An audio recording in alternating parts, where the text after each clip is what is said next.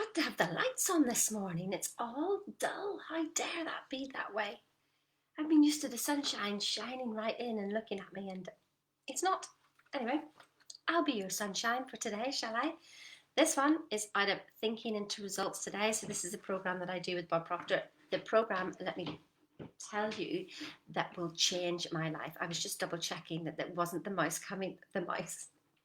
cat coming in the cat flap with a mouse, because yeah, we've been chasing them around. We're near fields and everything, so the field mice are everywhere. So I just literally have a vision that, and can everybody please have the vision, mice alive outside? Yeah, just hold that in your thoughts for me. Mice alive outside. Yeah, so we don't want them to be killed or anything like that. Anyway, it's not my responsibility, the mice. It's between the mice and the cat. There is today's lesson all about responsibility. Now, this was one of my turning points, because I held on to responsibility for, it was a couple of years. This paradigm held on to me because I didn't know I was supposed to release it. So please, if there's anybody out there, you see the title of this, and it's literally all about who are you responsible for, who are you feeling responsible for, what does it make you feel, and how does it make you act? Because let me tell you, if you're feeling responsible and things don't go your way, things don't go the way you want them to go, then you will feel guilt and shame. There is no amount of guilt and shame that is going to help anybody. But we know it intellectually, we know it spiritually. Hand over your troubles to God. We know it. We know it. But what are our bodies doing? Our bodies are literally holding on to it. And there was one point where I felt like I needed to get out of my body because I understood it so well. I understood this lesson, but I couldn't get my body to agree. My body was dragging me down, and literally that's what it felt like. I felt like I want to get out of my body. We live on three planes: spiritual, intellectual, and physical. Okay, so you all get this stuff intellectually. It's not difficult. When you read the book, you go, aha, aha, and we all have the aha moments. It's not the aha moments that are going to change your world, let me tell you. It's changing your paradigms, the programming in your body. So you get it intellectually, you get it spiritually. And last of all, your physical body. If you do not do the work, and you want, that's what you talk to me about, the work. If you do not do the work, you just keep running around on the same circle, still feeling the same guilt. Now, I can talk you through what I did for those 2 years and take you through a process that can literally eradicate that feeling. So who's feeling guilt and shame here? Like, be freaking honest, because I'm telling you about me. This is to do with how I hung on to something it wasn't my fault. And do you know the reason why I know physically was hanging on? Because I went to this amazing girl called Michaela in Huddersfield. If you don't know her, ask me more details about her. In fact, I'll tag her into this post, because even though I'm a Reiki master myself, I went out and she does psychic Reiki. And when she put her hand on my chest, she burst into tears herself, and she said, "It's not all your fault." And I didn't know I was hanging on to that myself. See, even still now, I can feel the energy that I let go of was just unbelievable. I mean, that still was a process. So even though she felt it and we did some tapping, etc., to let go of some stuff, that I still had to do the work every day, every single day. But that was definitely a turning point, that somebody else could recognize and feel it, that I wasn't quite aware that I was even holding on to that much responsibility. So this article here is all about responsibility and about, you're not blaming other people, etc. But what we tend to do then is we take all the blame ourselves. So yeah, no, I can't blame the outside world. I can't blame the virus. I can't blame, because we create our own economy. Listen to Bob if you don't trust me. I can't blame friends, family. I can't blame money. I can't blame anything. Everything is my fault. So law of cause and effect. But then I turned that law on myself. And I was so, oh my God, I'm the cause of everything. I'm the cause of this and I'm the cause of that. So then if the effects weren't what I wanted them to be, because I was trying to be in control of the effects, then I beat myself up. I became my own self-made bully and really seriously bullying myself for a couple of years. So I don't want anybody to go through that. But there is a process, there is a certain way that you can release it. And I'm going to just give you an idea now. And maybe it might help you for now. But if not, if this is something that you want to release as well, then Thinking into Results, to be honest, in my opinion, is the only program that shifts your results. And I had some wonderful testimonials from my clients last night. They put together a little presentation for me. I didn't know anything about it. Wolfgang got involved and they did a beautiful testimonial presentation for me. I was in absolute floods of tears. And the basis of it was finding that peace. I felt the peace from all of them and the shift of peace that they have, because when we're looking for prosperity, if you don't have peace, you don't have prosperity. It doesn't matter what you've got in the bank account. That's not your prosperity. Your peace of mind is your prosperity. And that's the work that I do with people. Never mind the results that you get as a consequence, but that's the work that I do with people. So when you accept responsibility for your life and for the results which you alone determine, you will develop the confidence that your dreams can be realised and your plans can be carried out. Like I say, that didn't happen to me, not at first. I took on the responsibility of the world and it was all my fault. But I realised as well that that wasn't just my paradigm. That was the paradigm of my mum. And my mum doesn't even realise that. And I don't know how to explain that to her. And she has that responsibility for everybody. She was the number out of 7 children. She was the eldest, and she had the responsibility basically of looking after them all. And I basically think that that's what I took on as well. You know, she had it programmed into her, and then it was programmed into me as well. But it wasn't even all my responsibility. Yeah, the world is not my responsibility. So whenever you have something, let's see. I mean, it says here it has the power to free you of unnecessary mental weight that you may have been carrying around with you all your life. Oh my God, the mental weight of responsibility is horrendous, isn't it? Ignorance of this principle will most certainly cause a person to experience the destructive emotions of anger, guilt, and resentment. Here it is. There is a vast difference between responsible for and being responsible to. It seems so simple, but don't let its appearance and simplicity fool you. There is a big difference. We inappropriately assume responsibility for something when in fact our real duty to the person may have ended 20 years ago. Unfortunately for most, we carry our baggage around with us for life, never realising they had a choice. Here's the thing, that's where the responsibility, you know, whenever you bring your children up, and I always did it, that when they're happy, I'm happy. When they're happy, I'm happy. I always did that first, and you will do that as a parent as well. But then when they're older and they're going through crap, there's nothing you can do except be there as love and support. Being guilty and feeling shame doesn't help them at all. There's a great movie with Anthony Hopkins. I don't know the title of it, but it's to do with a bear in the woods. If you can type that into Google and see what comes up. But that movie also started to bring it round that people don't do anything because of shame. And it leaves you stuck. It literally holds you in place because you will lie. You feel shameful for being lost in the woods. And I thought, that's a stupid thing to say. Why would you feel shameful for being lost in the woods? But I felt shame because I couldn't help my children. And that dragged me down and down and down and down. And I beat myself up so big that I read this article over and over again, trying to get what it was getting at. I understood it intellectually. I understood that God says, put your troubles at my door. But oh my God, my body did not want to let go. Did not want to let go. Like, yeah, I don't even want to tell you where I went to, you know, with this one. But this is the thing, that if I can help you see that you being responsible, you cannot be guilty enough to help anybody. It just isn't going to help anybody. Now, how are you going to help people? By being clear-minded and being at your best and being the shining light so that they can follow you. If you're as dark as them, you're both lost in the forest, aren't you?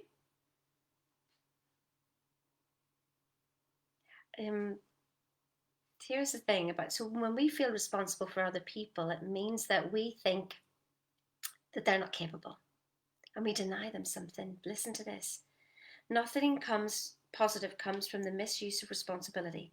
When you take on the person's responsibility for another person's feelings, results, or actions, you destroy their self-reliance and self-respect. Let me read that again. When you take on responsibility for another person's feelings, results, or actions, you destroy their self-reliance and self-respect. You are responsible for all the results in your life. You're responsible for your happiness. You're responsible for your health. You're responsible for your wealth. You're responsible for your emotional state. Regardless of what's happened in the past, the future lies ahead with an open slate, awaiting for you to take control and create a wonderful life of yourself. So, you're not responsible for somebody else's happiness. They are. And if you deny them that, you take away things for them. You take away their self-respect because you think you know better than them. Only they know what their happiness is. Listen, you struggle enough with your own happiness. How the hell do you know the answer to anybody else's happiness? Now, my lessons here that I had learned was, actually, here's one more thing, because sometimes at times it might be appealing to contemplate having another person take on our responsibilities for us. We could even trick ourselves into believing that by doing this, we would be more free to play, have fun, and do things we wanted. Without serious thought, it might never enter our mind that exactly the opposite would happen. So when we allow somebody else to be responsible for our happiness, or even responsible for our wealth, responsible for our health, responsible for absolutely everything. So your happiness, your life, you want somebody else to pay for your life? I thought I wanted that. And you know what? When I got it, I did not want it. I did not want that. I had been responsible all my life for me and everything else around me. Then whenever I thought it would be fun, that if I didn't have responsibilities, that I would have fun. Opposite.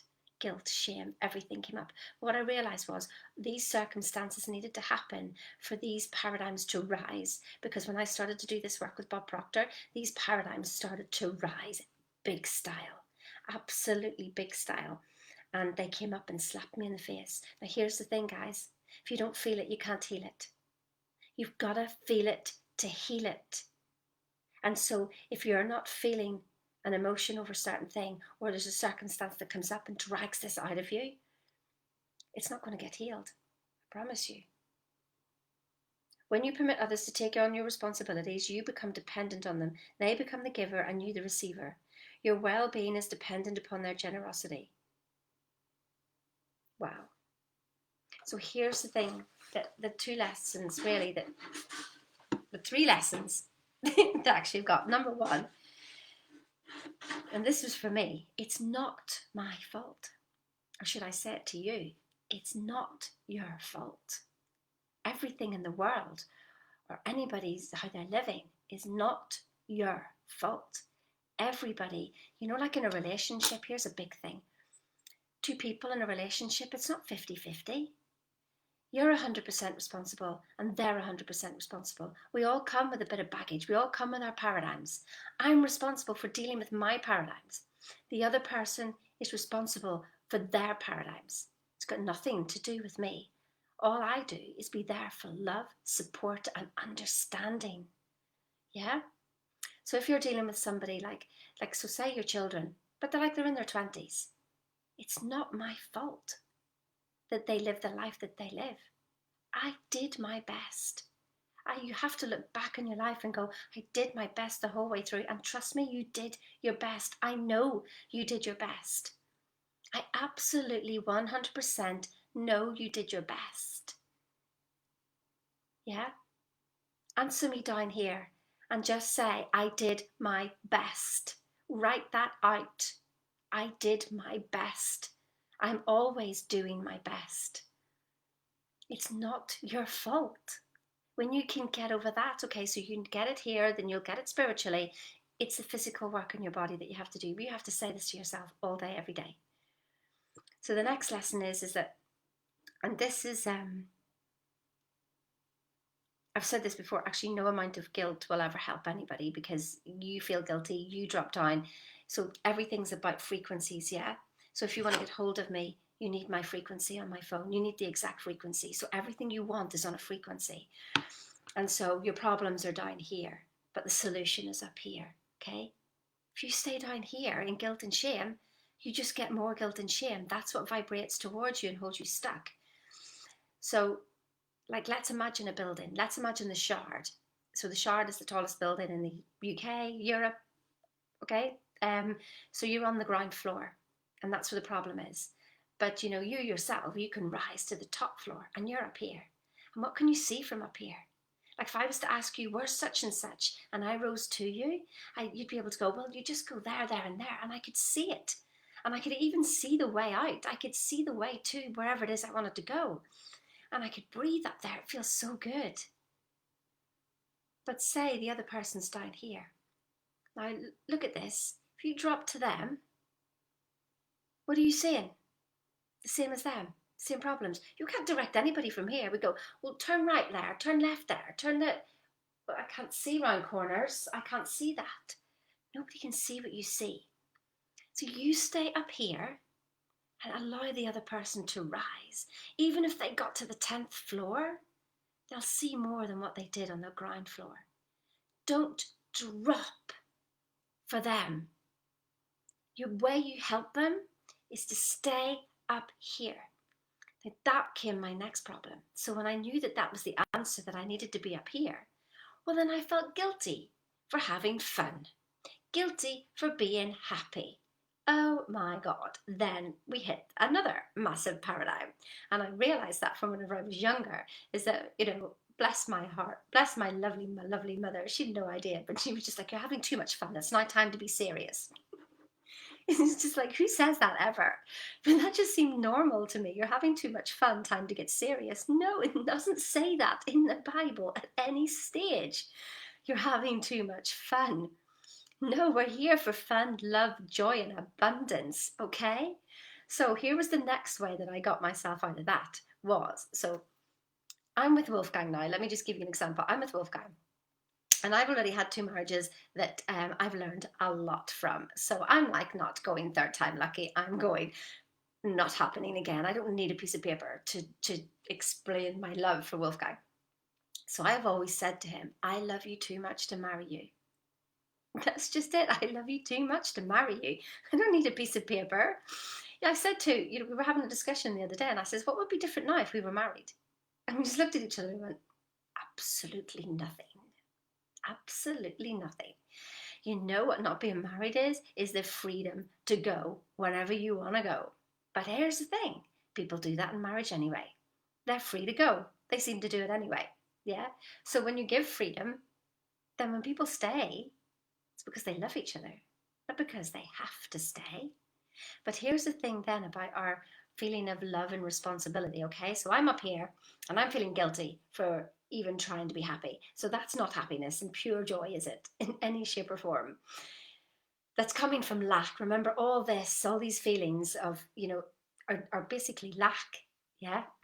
So it's the track of lack. We don't want the track of lack. We want the track of abundance. And so what I said to myself up here was, and so bearing in mind, you know, where my children were, that what I saw going on in their life, you know, they had a different perception, whatever, but what I saw. And I just said to them in my head, I love you too much to care for you. That sounds funny, doesn't it? And that broke my heart to do that because I had to let go. I had to let go. And it broke my heart to say that up there. But when I started to let go and keep saying it, I love you too much to care for you. Because here's what caring for somebody does. We've got it all wrong, guys. Caring for somebody in our terms is dropping. Can't see anything from here. Can't help you from here. There's no fun here. There's no light here. We're both in the dark. So by me staying up here and holding on to my vibration, which again, that wasn't easy. Like, again, up here, this broke my heart to say that. But I was able to let go. then I could help. Then I saw that I was able to help because I could see the answer. I could see me. I could see things that I needed to do to sort me out so that I was in a position to help at any time. And I did that. But that took work. And I'm telling you the things to say to yourself. So, number one is, it's not your fault. Yeah, understand that. And number two is, love them so much not to care for them. They seem simple to say, they seem completely illogical. Yeah, but that's what the letting go is, and the letting go of being dragged down. And the sense of freedom that you have, which then helps you sort yourself out so that you're in a position to help sort them out if they want it. But then I realized it's not your happiness is not my responsibility. One of the things actually my client said to me and those testimonials I was talking about was she said that you just held on strong. You refused to come down to my level. You just stayed up there and said, I'm not talking to your paradigm. I'm not talking to your paradigm. And if I drop to here, then I talk and I acknowledge my sons and my daughters' paradigms. I acknowledge them. I give those paradigms power. No. Hell no.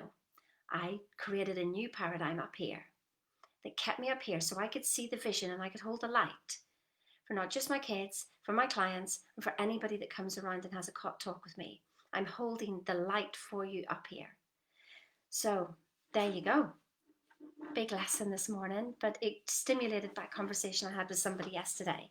And I just wanted to get that out there, that you're not responsible, but you are responsible for my life, my feelings, my personal growth, and every result I get. You're not responsible for somebody else's. It's different whenever you've got little children, because you're responsible to them until they're 18. But after that, you be happy. But you help your kids by being happy and being a leader and showing them the way, not by getting involved in the paradigms that you probably gave them in the first place. That was the other thing. Oh my God, last one. That was the other thing, was because I understood about paradigms, I realized that, so my mum had given me her paradigms and I gave them my paradigms. So I knew what they were going through and I felt guilty for passing on my paradigms. But it was just like a vicious, vicious circle. Yeah. You can't help that. We came here for whatever life experience we came here for. And we're going through and we're learning what we need to learn to be the best version of ourselves. And everybody has their own curriculum.